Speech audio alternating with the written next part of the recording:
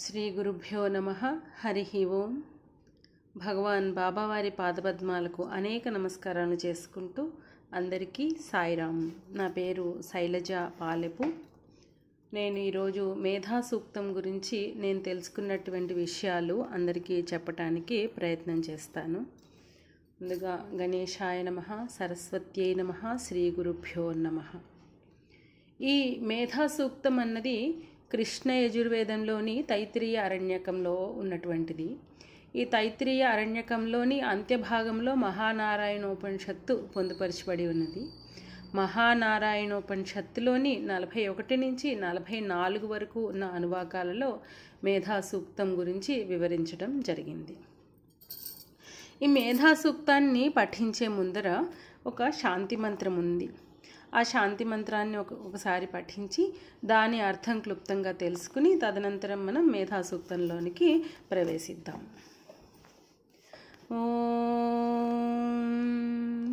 యశ్ఛందసాం వృషభో విశ్వరూపః ఛందోభ్యోऽధ్యమృతాత్ సంబభూవ సಮೇంద్రో మేధయా స్పృణోతు అమృతస్య దేవధారణో భూయాసం శరీరం మే విచర్షణం జిహ్వా మే మధుమత్తమా కర్ణాభ్యాం భూరి విశ్రువం బ్రహ్మణః కోశోసి మేధయా పిహితః శ్రుతం మే గోపాయ. ఓం శాంతి శాంతి శాంతి. ఓం యశ్ఛందసాం వృషభో విశ్వరూపః. ఈ శాంతి మంత్రంలో ముఖ్యంగా ఓంకారం గురించి మనం ప్రార్థన చేస్తున్నాం అన్నమాట. ఓంకార స్వరూపుడు అయినటువంటి భగవంతుణ్ణి ప్రార్థిస్తున్నాం. ఓం యః ఛందసాం వృషభః విశ్వరూపః. యః ఛందసాం, ఛందసాం అంటే వేదాలలో, వేదాలు, ఛందస్సు అంటే వేదాలు అని చెప్పేసి అర్థం. సో ఈ వేదాలలో వృషభః, వృషభః అంటే శ్రేష్టమైనటువంటిది. ఇంకా వృషభము అంటే ఎద్దు, ఈశ్వరుడి యొక్క వాహనము. ఇంకా మనం పరిమాణంలో అంటే సైజులో చాలా పెద్దగా ఉంటుంది. మిగతా దేవతల యొక్క వాహనాలు వేటిని తీసుకున్నా కూడా వాటికంటే కూడా చాలా బృహత్ పరిమాణంలో ఉన్నటువంటిది ఈ వృషభం అన్నమాట. సో ఈ ఓంకారం కూడా యః ఛందసాం వృషభో విశ్వరూపః, విశ్వరూపమైనటువంటి ఓంకారం ఈ వేదాలన్నిటికంటే కూడా చాలా పెద్దదైనటువంటిది అన్నమాట, చాలా ముఖ్యమైనటువంటిది అని దీనికి అర్థం. ఛందోభ్యో అధి అమృతాత్ సంబభూవ. ఏ విధంగా ఉద్భవించింది అంట ఈ ఓంకారము? అమృతాత్, ఛందోభ్యో, అమృత అంటే నాశనం లేనటువంటి వేదాలలో నుంచి, అది దానికంటే ముఖ్యమైనటువంటిదిగా అంటే మెయిన్గా ఛాంట్ చేసే దానిలాగా ఓంకారం ఉద్భవించిందంట. అది అమృతాత్ సంబభూవ. మనం నకర్మణ చదువుకున్నప్పుడు కూడా యో వేదాదౌ స్వరః ప్రోక్తో వేదాంతే చ ప్రతిష్ఠితః. సో అంటే వేదాల స్టార్టింగ్లో కూడా స్టార్టింగ్ చదివేటప్పుడు ఓంకారంతో మొదలు పెడతాము, ఎండ్ చేసేటప్పుడు కూడా ఓంకారంతో ఎండ్ చేస్తాం. అంటే ఆ మధ్యలో ఉన్నటువంటిది అన్ని ఓంకారం మధ్యలోనే ఉంది మొత్తం అంతా వేదాలన్నీ కూడా అని చెప్పేసి ఇక్కడ చెప్పడం.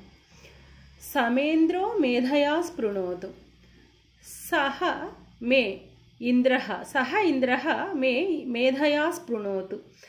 అంటే ఇంద్రుడు అంటే ఇక్కడ ఇంద్రుడు ఎవరు అని అంటే ఈ ఓంకారమే ఇంద్రుడు. ఎందుకు? ఇంద్రుడు అంటే సుప్రీం పవర్.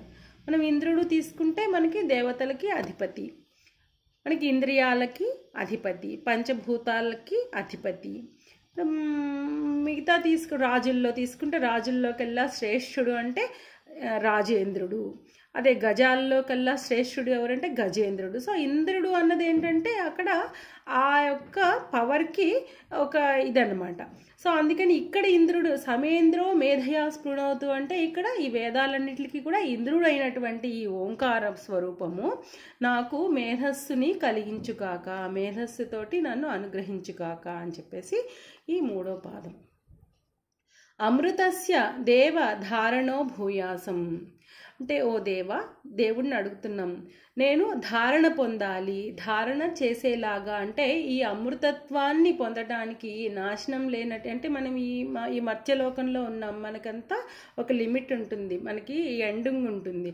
సో అమృతత్వం అంటే అంటే మరణం లేనటువంటి స్థితి కలిగేటటువంటి జ్ఞానాన్ని, ఆ స్థితిని పొందాలి అంటే జ్ఞానం కావాలి, ఆ జ్ఞానాన్ని పొందే ధారణ శక్తిని నాకు కలుగుగాక అని చెప్పేసి మనం ప్రార్థిస్తున్నాం. అమృతస్య దేవ ధారణో భూయాసం. సో ఇది పొందాలి అంటే, ఆ స్థితిని పొందాలి అంటే జ్ఞానాన్ని సంపాదించాలి, జ్ఞానాన్ని సంపాదించాలి అంటే సాధన చెయ్యాలి, సాధన చెయ్యాలి అని అంటే శరీరం చక్కగా ఉండాలి. అందుకని శరీరం మే విచర్షణం స్వామి ఎన్నోసార్లు చెప్పారు, మీరు ఏమీ చేయలేకపోయినా కూడా ఓంకారం చేయండి 21 టైమ్స్ పొద్దున్నే లేచి, చాలా మంచి ఫలితాలు ఉంటాయి. అంటే మిగతావన్నీ వదిలేమని కాదు, అంటే మినిమం ఎంత టైం లేని వాళ్ళైనా ఓంకారం చేస్తే చాలా బాగుంటుంది, చాలా మంచిది అని చెప్పి. సో చెయ్యాలి అంటే శరీరం సహకరించాలి, మనకి శ్వాస బాగా ఆడాలి, నిటారుగా కూర్చోవాలి, లేవాలి. సో ఇవన్నీ చెయ్యాలి అంటే శరీరం బాగుండాలి, నా శరీరం చాలా ఆరోగ్యంగా ఉండాలి, నా శరీరం సహకరించాలి. తర్వాత జిహ్వా మే మధుమత్తమ, జిహ్వా అంటే నాలుక, నా యొక్క నాలుక, మధుమత్తమ, మధు అంటే తేనె, అంటే నా నాలుక నుంచి తీయని మాటలు మాత్రమే రావాలి. Help ever hurt never. మనం చాలా హర్టింగ్ ఏం చేస్తామంటే ఎవరినో కొట్టి ఏదో చేయక్కర్లేదు, చిన్న చిన్న మాటల ద్వారానే హర్ట్ చేస్తాం. అందుకనే మాటలు తీయగా మాట్లాడాలి. స్వామి కొన్నిసార్లు చెప్తారు, మీకు కొన్ని పరిస్థితులు వస్తాయి, మీరేం you cannot oblige always but speak obligingly అని చెప్తారు. అంటే ఏంటి, మంచిగా మాట్లాడాలి, నువ్వు దానికి ఒప్పుకోకపోయినా కూడా, but your talk should be very slowly politely అనమాట. మత్తమ, తమం అంటే ఏంటి, సూపర్లేటివ్ డిగ్రీ. అక్కడ మనం గణపతి ప్రార్థనలో కవింక వీణాముపమశ్రవస్తమం, తమం అంటే సూపర్లేటివ్ అనమాట, అంటే ఉన్న వాళ్ళకన్నిటికి అందరికంటే కూడా ఎక్స్ట్రీమ్లీ గుడ్ అని చెప్పడం. ఇక్కడ ఏంటి, మధుమత్తమ, మధురాతి మధురంగా మాట్లాడాలి నా నాలుకతోటి నేను అని చెప్పేసి. కర్ణాభ్యాం భూరి విశ్రువం, నా చెవులతోటి నేను అన్ని మంచి విషయాలనే వినాలి కాక అని చెప్పేసి ఇక్కడ ప్రార్థిస్తున్నాం. బ్రహ్మణ కోశోసి మేధయా పిహిత, బ్రహ్మణ అంటే కూడా వేదాలే. బ్రహ్మణ కోశో అసి, నువ్వు ఎవరిని అంటున్నాము, మనం ఎవరిని ప్రార్థిస్తున్నాము, ఓంకారాన్ని ప్రార్థిస్తున్నాం. బ్రహ్మణ కోశోసి, నువ్వే. మనం గణపతి ప్రార్థనలో చేసాం, త్వం ప్రత్యక్షం బ్రహ్మాసి త్వం జ్ఞానమయో విజ్ఞానమయోసి, అంటే నువ్వే అన్ని చెప్తున్నాం. ఇక్కడ ఏం చెప్తున్నాం, బ్రహ్మణ కోశోసి. బ్రహ్మణ కోశ అంటే ఏంటి, వేదాలన్నిటిని ఉన్నటువంటి జ్ఞానం ఉన్నటువంటి వాడివి నువ్వు. ఎవరు అంటే ఓంకార స్వరూపుడైనటువంటి భగవంతుడు. మేధయా పిహిత, ఎలా ఉన్నావంట, మేధస్సుతోటి ఆవరించబడి ఉన్నావంట. నువ్వు ఎలా ఉన్నావు, మొత్తం మేధస్సు ఎక్కడుందో అక్కడ ఉన్నావు నువ్వు. సో ఎవరి దగ్గర అయితే అన్నీ ఉన్నాయో వాళ్ళని ప్రార్థించడం వలన మనకు అన్నీ లభించే అవకాశం ఉంటుంది. సో తర్వాతది శృతం మే గోపాయ, శృతం నా ద్వారా వినబడినవి ఏవైతే ఉన్నాయో అవన్నీ గోపాయ అంటే రక్షించబడుగాక. అంటే మనం ఏమైనా నేర్చుకుంటూ ఉంటాం విషయాలన్నీ, అవి నేర్చుకున్నవి నిక్షిప్తం కాకపోతే అవి అలా వెళ్ళిపోతూ ఉంటాయి, అంతే కదండి. మనం ఇవాళ నేర్చుకున్నాం, రేపటికి మళ్ళీ ఫ్రెష్గా మొదలు పెడితే మళ్ళీ అక్కడే ఎక్కడేసిన గొంగళి అక్కడే అన్నట్టు అక్కడే ఉంటాం. సో ఏవైతే మనం మనసులో నిక్షిప్తమై ఉన్నాయో, అంటే మనం కంప్యూటర్స్లో ఏదైనా చేస్తాం, ఆ ఫైల్ సేవ్ చేసి ఉంటేనే అది అక్కడ ఉంటుంది, లేకపోతే మొత్తం చేసిందంతా వృధా అయిపోతుంది. అలా కాకుండా శృతం మే గోపాయ, నేను విన్నదంతా నిక్షిప్తమై ఉండుగాక నా మైండ్లో, నా మనసులో అని చెప్పేసి కోరుకుంటున్నాం. ఓం శాంతి శాంతి శాంతి. 3 సార్లు శాంతి ఎందుకు చెప్తున్నాము అంటే, ఆధ్యాత్మికం, ఆది భౌతికం, ఆది దైవికం. ఆధ్యాత్మికం అంటే ఆత్మ, మన శరీరం, మన మనస్సు ప్రశాంతంగా ఉండాలి, కూర్చున్న సంకల్పం ఉండాలి, మనం కూర్చుని చెయ్యాలి.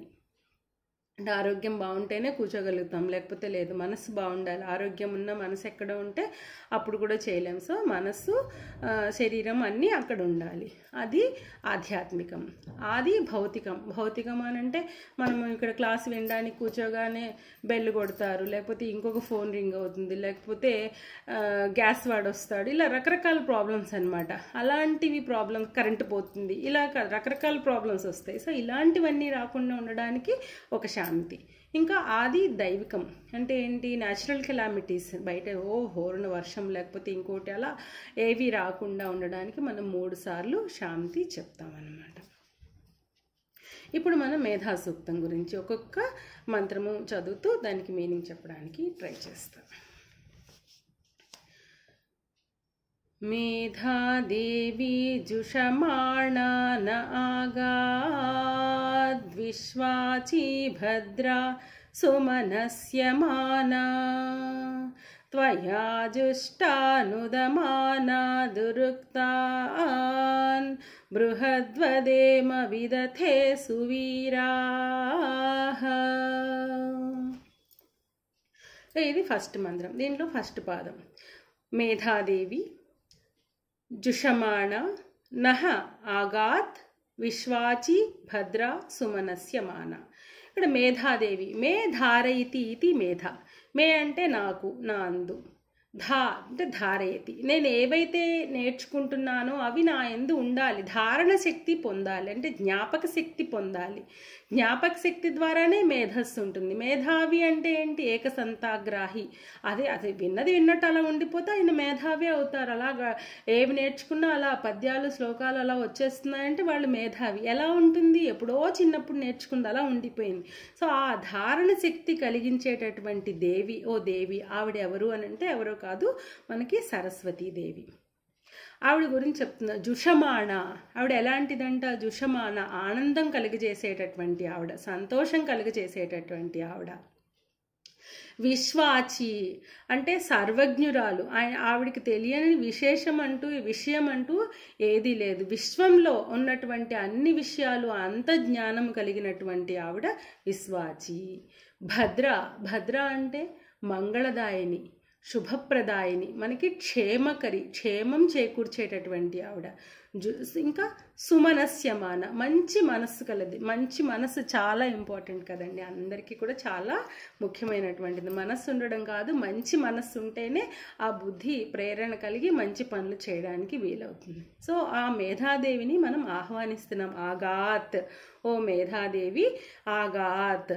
ఎటువంటి ఆవిడ? ఒక్కసారి మనం జుషమాన సంతోషపరిచే ఆవిడ, ఇస్వాచి సర్వజ్ఞురాలు, భద్ర అంటే క్షేమం చేకూర్చే ఆవిడ, సుమనస్యమాన మంచి మనస్సు కలిగినటువంటి ఓ మేధాదేవి ఆగాత్ మా వద్దకు విచ్చేయుగాక అన్నది మొదటి మంత్రంలోని అర్థం అన్నమాట. తర్వాత త్వయా జుష్టా నుదమాన దురుక్తాన్ బృహద్వదేమ విదథే సువీరాః. ఇక్కడ త్వయా జుష్టా, నీ యొక్క, త్వయా అంటే నీ యొక్క, జుష్టా అంటే కృపా కటాక్షం పొందిన వాళ్ళం. ఇక్కడ బహువచనంలో చెప్తుంది. త్వయా జుష్టా అంటే నీ యొక్క కృపా కటాక్షం పొందటం వలన మేమందరమును విదథే అంటే జ్ఞానాన్ని పొందుతున్నాము. విద్ అంటే జ్ఞానం, విద్ అంటే తెలుసుకోవడం, అంటే వేదాలంటేనే తెలుసుకునేవి. విదథే ఈ జ్ఞానాన్ని తెలుసుకోవడం ద్వారా బృహద్వదేమ, వదేమ అంటే ఇక్కడ కూడా మన ప్లూరల్ అనమాట. బృహత్ అంటే చాలా పెద్దగా, విశేషంగా, గొప్పగా చెప్తాము. ఎవరితో చెప్తాము? సువీరాహ. సువీరాహ అంటే ఇక్కడ మా యొక్క పిల్లలతోటి, ప్రజ అంటే పిల్లలు, మా యొక్క శిష్యులతోటి మేము గొప్పగా చెప్తాము. ఎప్పుడు? నీ కృపా కటాక్షం వలన జ్ఞానం పొందిన వాళ్ళమయ్యి.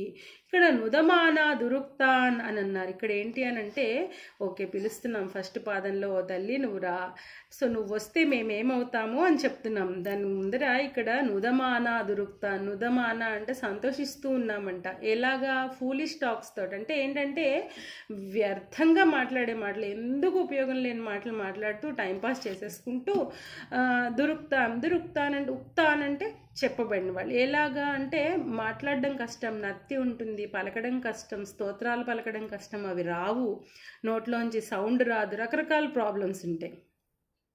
అలా ఉన్నప్పటికీ ఏదో విధమైన మాటలు, పనికిరాని మాటలు, ఉపయోగం లేనివంతా అలాగ కాలక్షేపం చేసేస్తూ మేము సంతోషంగా ఉన్నాం, ఆనందపడిపోతూ ఉన్నాం. అలాంటి వాళ్ళము నువ్వు వచ్చిన తర్వాత, నువ్వు వస్తే నీ రాక వలన మేమన్నీ తెలుసుకుని మా పిల్లలతోటి, మా శిష్యులతోటి చక్కగా గొప్పగా చెప్తాము. అన్ని విషయాల గురించి మేము డిస్కస్ చేయగలుగుతాము, చర్చ చేయగలుగుతాము అని చెప్పేసి అమ్మవారిని కోరుకుంటున్నాం అన్నమాట. తర్వాత నీ కృప వలన ఏమి అవుతుంది అన్నది నెక్స్ట్ మంత్రంలో, రెండో మంత్రం.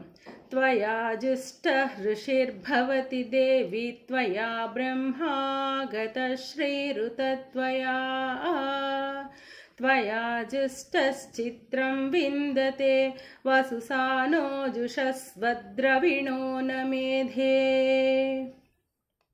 ఇది రెండో మంత్రం. త్వయాజుష్ట, ఇక్కడ ఏకవచనం. ముందు మంత్రంలో మన బహువచనం, మేమందరం ఇలా చెప్తాము మేము అని చెప్పేసి మా దగ్గరికి రా అని ప్రార్థిస్తున్నాం. ఇక్కడ నీ రాక వలన ఎవరు నీ కృపా కటాక్షం పొందిన వ్యక్తి ఏం పొందుతాడో చెప్తున్నా. త్వయాజుష్ట, నీ కృపా కటాక్షం పొందినవాడు ఋషిర్భవతి, ఓ దేవి, త్వయా బ్రహ్మ అంటే నీ కృపా కటాక్షం వలన బ్రహ్మ భవతి, ఆగత శ్రీ భవతి అని చెప్తుంది. ఇక్కడ ఎవరు? ఋషిర్భవతి. ఋషి అంటే మనకి ఋషులు అంటే మనకి వేదాలని కనుక్కున్న వాళ్ళే ఋషులు. వేదాలు అంటే అపౌరుషేయాలు, ఎవరు రాసినవి కావు. ఈ అంధకారంలో ఉన్నప్పుడు, మొత్తం అంతా అంధకారంలో ఉన్నప్పుడు ఋషులు వేల సంవత్సరాలు తపస్సు చేసి వాళ్ళు ఒక జ్ఞాన నేత్రంతో దర్శించినటువంటి ఈ వేదాలు. ఋషి అంటే ఏంటి? ఋషులు ఎలా అవుతారు? అది ఆవిడ కృపా కటాక్షం వలన మాత్రమే వాళ్ళకి అలా ధ్యానం చేయాలని, భగవంతుడిని తెలుసుకోవాలని అన్న బుద్ధి కూడా పుడుతుందన్నమాట. అంటే మనం కళ్ళతోటి, మనకి భగవంతుడి ఇచ్చిన ఈ రెండు కళ్ళతోటి ప్రత్యక్షంగా చూడలేనటువంటివి జ్ఞాన నేత్రంతో చూడగలిగిన వాళ్ళు ఋషులు. సో అంతటి శక్తిమంతులు అవుతారు నీ కృపా కటాక్షం వలన అనేది ఋషిర్భవతి. తర్వాత బ్రహ్మాభవతి. బ్రహ్మ అంటే సృష్టికర్త, అంటే క్రియేటర్ అంటే ఎంతో శక్తి, క్రియేటివిటీ ఉండాలి, క్రియేట్ చేయాలి అని అంటే. సో అటువంటి శక్తిని పొందుతాము అని చెప్పేసి చెప్తున్నా. అంటే ఇప్పుడు ఎంతో నాలెడ్జ్, రకరకాల ఫీల్డ్స్లో రకరకాల క్రియేటివిటీ ఉంటుంది. ఆ శక్తి అంతా ఎక్కడి నుంచి వస్తుంది అని అంటే అమ్మవారి కృపా కటాక్షం వలన. తర్వాత బ్రహ్మవిత్ బ్రహ్మైవ భవతి అని చెప్పేసి, అంటే ఎవరైతే ఆ బ్రహ్మను గురించి తెలుసుకుంటారో వాళ్ళే బ్రహ్మ అవుతారు అని చెప్పేసి చెప్తారు. ఇక్కడ ఒక చిన్న ఎగ్జాంపుల్ నాకు తడుతోంది, మరి రిలేటివ్గా ఉంటుందో ఉండదో జస్ట్ చెప్తాను. చిన్న ఎగ్జాంపుల్. స్వామి ఎట్లా చెప్పారు అంటే, ఒక వ్యక్తి ఉన్నారు, ఒక వ్యక్తికి వివాహమైంది, ఆవిడ డెలివరీకి పుట్టింటికి వెళ్ళింది. సో ఆయన ఏంటంటే వెయిట్ చేస్తున్నారనమాట. అంటే తను తండ్రి అయ్యాడా లేదా, డెలివరీ అయితే తండ్రి అవుతాడు. సో తండ్రి అయిన విషయం ఆయనకి ఇంకా విషయం తెలియదు. సో ఆయన అటు ఇటు తిరుగుతూ ఉన్నారంట. అంటే అప్పటి కాలంలో ఇంకా టెలిగ్రామో ఎవరో కబుర్ తెచ్చి ఇస్తేనో తెలుస్తుంది. సో ఆల్రెడీ అక్కడ డెలివరీ అయ్యింది, బాబు పాప పుట్టాడు. సో ఆ పుట్టడంతో ఈయనకి తండ్రి పదవి వచ్చింది, తండ్రి అయ్యాడు. కానీ ఈయనకి విషయం తెలియదు, అటు ఇటు తిరుగుతూ ఉన్నారనమాట. సో ఇది ఎలాగా ఆయనకి తెలియదు, కానీ ఆయన అవ్వాడా అవ్వలేదా అంటే ఈజ్ ఆల్రెడీ అయినట్టే. అయితే విషయం తెలుసుకున్న వెంటనే ఆయన తండ్రి అవుతారు అన్నది. అలాగే మనలో ఉన్నటువంటి విషయమే మనకి తెలిస్తే, మనకి నారాయణ సూక్తంలో పరమాత్మ వ్యవస్థిత అంట, పరమాత్మ మనలోనే ఆ జ్యోతి స్వరూపంలో పైన టిప్ ఆఫ్ ది జ్యోతి ఆ పరమాత్మ ఉన్నాడు వడ్లగింజ పరిమాణంలో అని చెప్పేసి మనం చెప్పుకున్నాం. కానీ ఆ విషయం మనకు తెలియదు. ఎప్పుడైతే మనకు తెలుసుకున్నామో మనమే పరమాత్మ అన్న విషయం తెలుస్తుంది. అంతటి శక్తి వస్తుంది. బ్రహ్మవిత్ బ్రహ్మైవ భవతి అన్నమాట. సో నాకు ఇలా అదేంట తట్టింది ఇది చెప్తుంటే. తర్వాత ఆగతశ్రీ భవతి. నీ కృపాకటాక్షం వలన ఆగతశ్రీ అంటే శ్రీమంతుడు, అంటే సంపదలు లభిస్తాయి. అంటే ఎవరికి ఏ విధమైనటువంటి సంపదలు అవసరం అవుతాయో ఆ సంపదలు లభించి వాళ్ళు సుఖ సంతోషాలతో ఉంటారు అని చెప్పేసి ఇక్కడ పాదానికి అర్థం అన్నమాట. తర్వాత త్వయాజుష్ట చిత్రం విందతే వసు సానో జుషస్వ ద్రవిణో నమేధే. చిత్రం మనం శివోపాసన మంత్రంలో విశ్వం భూతం భువనం చిత్రం బహుధా జాతం జాయమానం చయత్. చిత్రం అంటే సృష్టి అట్లా ఉంటుంది, చిత్ర విచిత్రాలతో ఉంటుంది. సంపద అంటే ఒక ఐశ్వర్యం, మన ధనం ఒక్కటి కాదు కదా, ఎన్నో విభిన్న రూపాల్లో మనకి ఎప్పుడు ఏది అవసరమైతే అది మనకి లభించడమే ఐశ్వర్యం. సో చిత్రం విందతే, రకరకాలుగా ఉన్నటువంటి ఈ సంపద నీకు లభిస్తుంది. వసు చిత్రం వసు, వసు అంటే మళ్ళీ ఐశ్వర్యం, చిత్రం వసు విందతే, వసు అంటే ఐశ్వర్యం, చిత్రం చిత్ర విచిత్రమైనటువంటి రకరకాల రూపాల్లో ఉన్నటువంటి ఐశ్వర్యాన్ని పొందుతావు. జుషస్వ, జుషస్వ అంటే ఓ దేవి నువ్వు ప్రసాదించు. ద్రవిణోన మేధే, ఎలా ప్రసాదించమని అడుగుతున్నారు? ద్రవ్యము, ఇంకా నహ అంటే మాకు, మేధే మేధస్సుతోటి కూడినటువంటి ద్రవ్యాన్ని ప్రసాదించు. జుషస్వ అంటే మాకు ఇవ్వు అని. సో మేధస్సు కూడా కావాలి, ఓన్లీ ద్రవ్యం ఇస్తే సరిపోదు. ఎందుకంటే ఐశ్వర్యాన్ని ఇస్తే దాన్ని మనం కాపాడుకోగలగాలి, సద్వినియోగం చేయగలగాలి. ఐశ్వర్యము అంటే ఓన్లీ ధనము వస్తువులు అన్ని రూపాల్లో రావడం కాదు, మంచి బుద్ధి కూడా ఐశ్వర్యమే. దాన్ని సద్వినియోగం ఎలా చేయాలి, లోక కళ్యాణం కోసం ఎలా ఉపయోగపెట్టాలి అన్నది కూడా వసు అంటే ఐశ్వర్యంలోకి వస్తుంది. అది ఎలా వస్తుంది? మంచి బుద్ధితో కూడినటువంటి ఐశ్వర్యాన్ని మాకు ప్రసాదించు అని చెప్పేసి రెండో మంత్రం యొక్క మీనింగ్ అన్నమాట. సో ఫస్ట్ మంత్రంలో అమ్మవారిని ఆహ్వానించాము, వస్తే మేము ఎలా ఉంటామన్న తర్వాత నీ ఆగమనం వలన ఎటువంటి బెనిఫిట్స్ ఉంటాయి అన్నది చెప్తున్నాం. తర్వాత మూడో మంత్రంలో ఎవరెవరిని కోరుకోవాలి, మనం ఎవరెవరి అనుగ్రహం వలన మేధస్సును పొందగలుగుతాము అన్నది మూడో మంత్రం.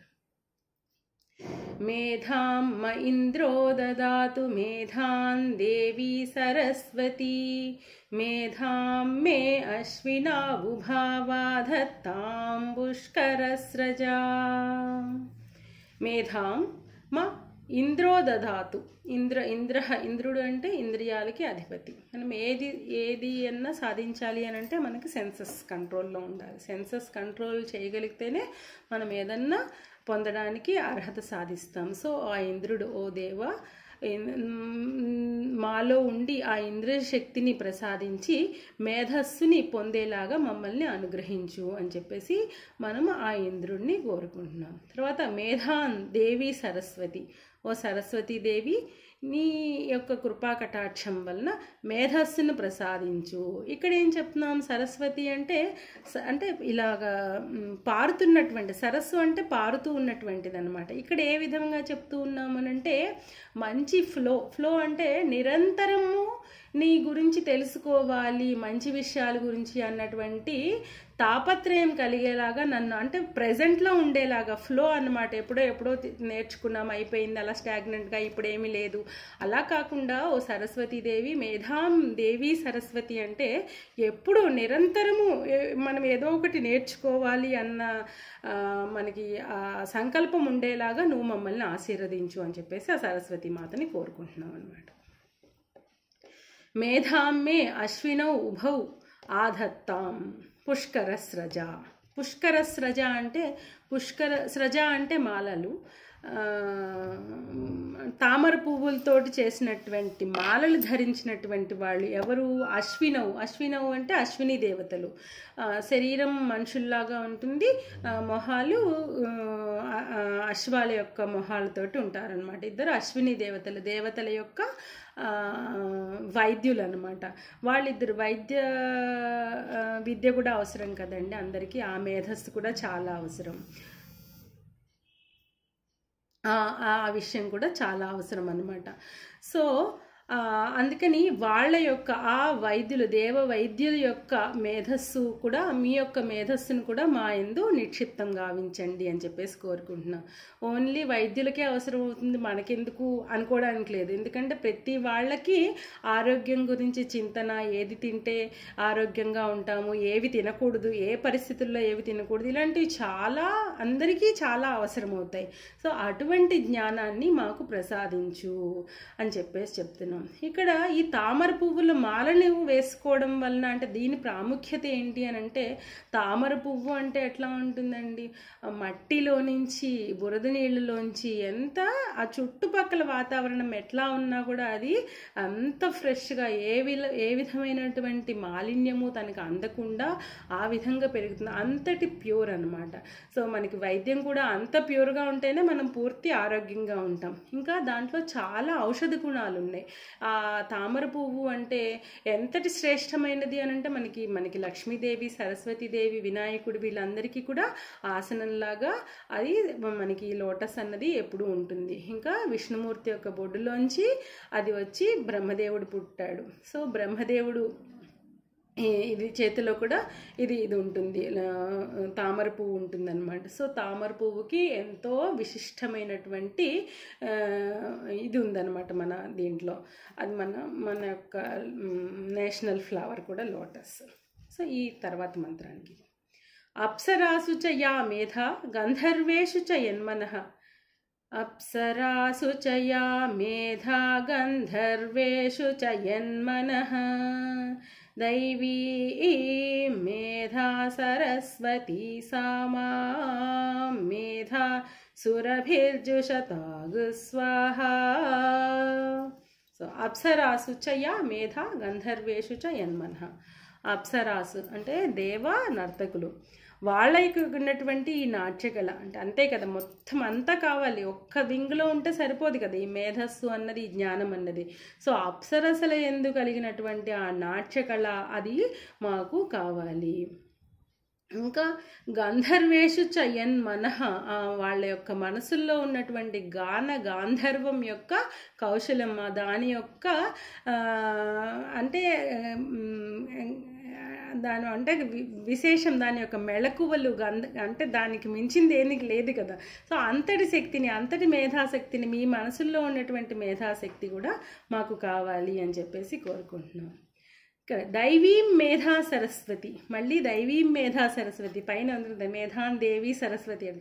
దైవీం మేధా సరస్వతి అంటే ఏంటి, ఇక్కడ ఏం కోరుకుంటున్నాము, ఆ దేవతలకు ఉన్నటువంటి విద్యని అంటే ఏంటి, వేద విద్య ఏదైతే ఉందో ఆ వేద విద్యని మాకు ప్రసాదించు ఓ సరస్వతి మాత అని.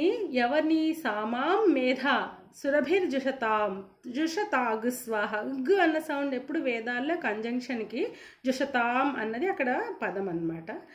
సో ఎవరు, ఆ సరస్వతి మాత, ఆ మేధాదేవి మా దగ్గరకు, సురభి అంటే సుగంధాలు వెదజల్లేటటువంటి ఆవిడ అనమాట. అంటే ఎప్పుడైతే జ్ఞానం ఏదైతే ఉందో ఆవిడ దగ్గర ఉన్నటువంటి ఆ జ్ఞానం సుగంధంలాగా పరిమళిస్తూ చాలా వరకు వ్యాప్తి చెందుతూ ఉంటుంది. అటువంటి జ్ఞానాన్ని, అటువంటి మేధాశక్తిని జుషతాం మాకు ప్రసాదించుగాక అని చెప్పి స్వాహ. ఈ స్వాహా మంత్రాలు ఎప్పుడు యజ్ఞంలో చేస్తూ ఉంటాం. అంటే ఏంటి, స్వాహ అంటే నువ్వు స్వీకరించు, నీకు సమర్పిస్తున్నాము అని చెప్పేసి చెప్పడం అనమాట. ఇక్కడ ఎందుకు ఈ స్వాహా మంత్రం, దీని యొక్క సిగ్నిఫికెన్స్ ఏంటి అని అంటున్నారంటే, సో మనం ప్రార్థన చేస్తున్నాం, సరస్వతీదేవి ప్రార్థన చేస్తున్నాం. సో ఇంద్రుడు ఇయ్యాలి, సరస్వతీదేవి ఇయ్యాలి, అశ్వినులు ఇయ్యాలి, అప్సరసలు, గంధర్వులు, సో ఇంతమంది మాకు మేధస్సుని ఇయ్యాలి, సుగంధ పరిమళ భరితమైనటువంటి మేధస్సును, అలా వ్యాప్తి చెందేటటువంటి మేధస్సును మాకు ఇచ్చి ఈ స్వాహా మంత్రం ఎందుకు చెప్తున్నామంటే, మళ్ళీ నువ్వే తీసుకో అంటే మనం మళ్ళీ షేర్ చెయ్యాలి, మనం చెప్పగలగాలి, అందరికీ చెప్పగలగాలి. మనం తీసుకున్న విద్యను ఏదైనా అంతే కదా, మనం నేర్చుకుని ఉండిపోతే స్వామిదే చెప్తారు. ఎవరికైతే ఎక్కువ ఇస్తున్నానో వాళ్ళకి చాలా బాధ్యత ఉంటుంది, రెస్పాన్సిబిలిటీ ఉంటుంది. ధనమైనా కూడా అంటే ఎక్కువ ఇచ్చారు అంటే వాళ్ళకి మోర్ రెస్పాన్సిబిలిటీ ఉంటుంది. జ్ఞానమైన శక్తి, ఫిజికల్ స్ట్రెంగ్త్ కూడా ఎక్కువ స్ట్రెంగ్త్ ఉంది అంటే వాళ్ళు ఎక్కువ పని చెయ్యాలి. సో అందుకని ఏదైతే మనం పొందుతున్నామో దాన్ని తిరిగి ఇయ్యాలి, అక్కడ అది చెప్తూ స్వాహ అనమాట. సో ఆ ఇచ్చే శక్తిని కూడా నువ్వే ప్రసాదించాలి. మనం అనుకున్నంత మాత్రాన మనం చేయలేం, అదంతా కూడా భగవంతుడి కృప అనమాట. సో ఆ మంత్రం, ఈ 4వ మంత్రం యొక్క మీనింగ్ ఇది.